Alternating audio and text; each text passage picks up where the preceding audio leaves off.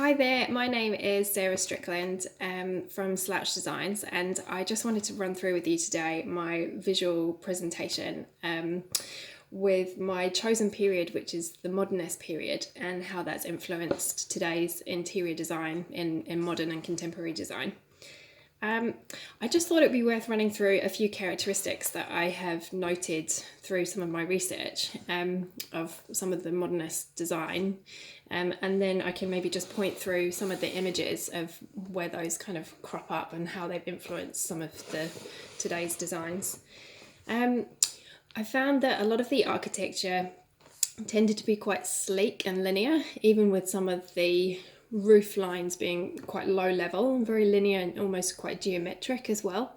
A lot of the palettes used were quite neutral, with lots of white walls, and also a lot of around lighting with lots of natural light, with lots of floor to ceiling glass, and also lots of wood and steel would be quite commonly used.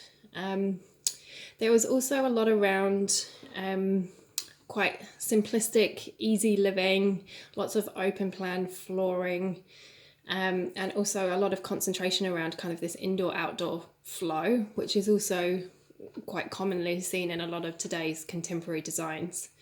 I just thought I'd start off by running through these first three images that we've got here, which are based at Farnham House. That was designed originally as an original modernist house designed by Myers van der Rohe. And you can really see this floor to ceiling glass. It's almost like a glass box actually. And it was set in lots of meadows and forests. So it really was about bringing that outdoor space indoors as well. Even with the concrete slab, the way it's been continued from inside and through to the outside as well, really does give you that feeling of that kind of really open, natural feel.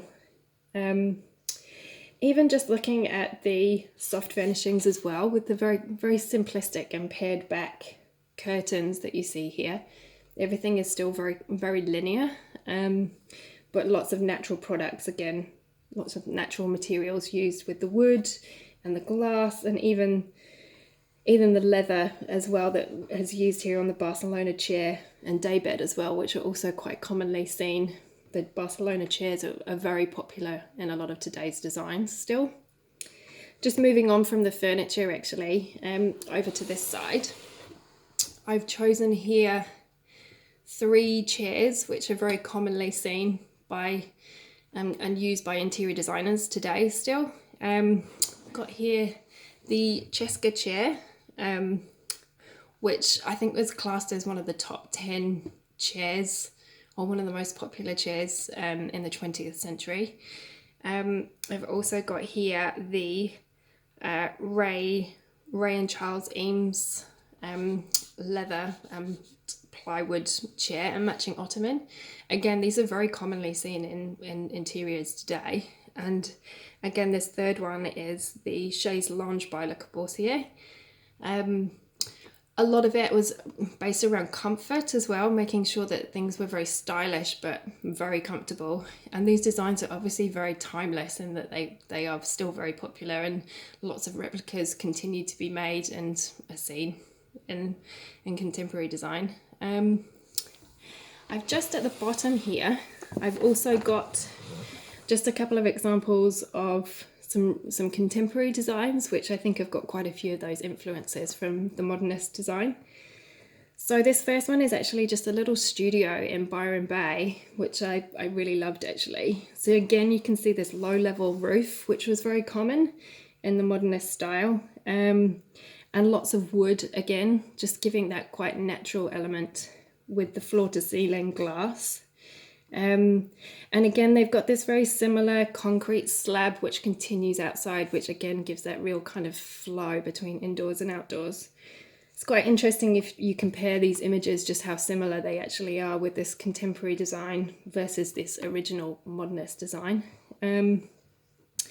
Even here down to the furniture used, I don't know if you can see this one, just with that leather slingback chair, it was just a very kind of contemporary version of some of the furniture that was seen in the modernist period.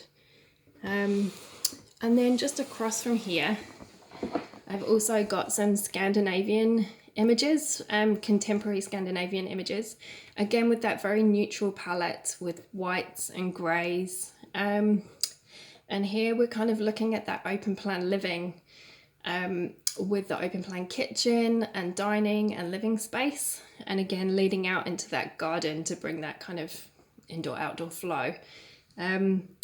Just thought that was really interesting to see that when I was looking at Frank Lloyd Wright's interiors, and how that originated and how common it is to see that even in some of the Scandinavian design, which is very popular today. So I hope you enjoyed that, and thanks.